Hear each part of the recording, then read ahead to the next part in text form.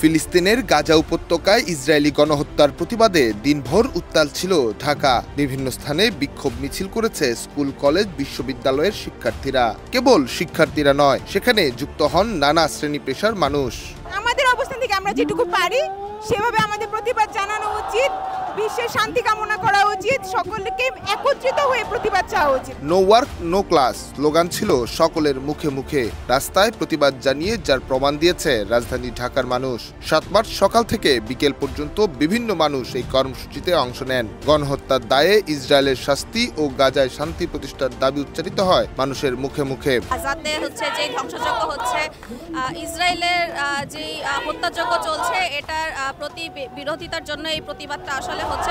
ঢাকা বিশ্ববিদ্যালয়, Eden college থেকে শাহবাগ, মানিক মিয়া avenue, Mohakhali, Jatrabari, Uttara, মিরপুরে ফিলিস্তিনের সমর্থনে রাস্তায় নেমে আসে মানুষ।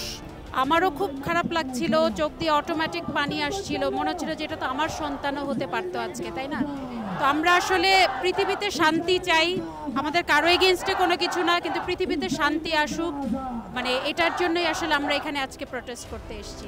বেসরকারি বিশ্ববিদ্যালয়ের শিক্ষার্থীরাও বিক্ষোভ মিছিল বের করে। মিছিলে North South University, Independent University of Bangladesh, American International University of Bangladesh ও ইউনাইটেড ইন্টারন্যাশনাল ইউনিভার্সিটির শিক্ষার্থীরা অংশ নেয়। সেই মিছিলে শিক্ষার্থীদের সঙ্গে সংহতি জানান শিক্ষা প্রতিষ্ঠানগুলোর শিক্ষক ও কর্মকর্তারা।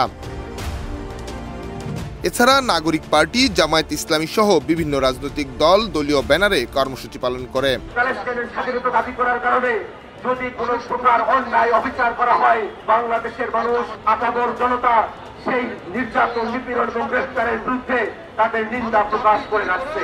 আমাদের এই সংগ্রাম একজন ইমানদার মুমিন জীবিত থাকা অবস্থায় আমাদের এই সংগ্রাম চলবে। ইসরায়েল মুসলিম যুবকদের হাতে অস্ত্র তুলে নিতে বাধ্য করবেন না।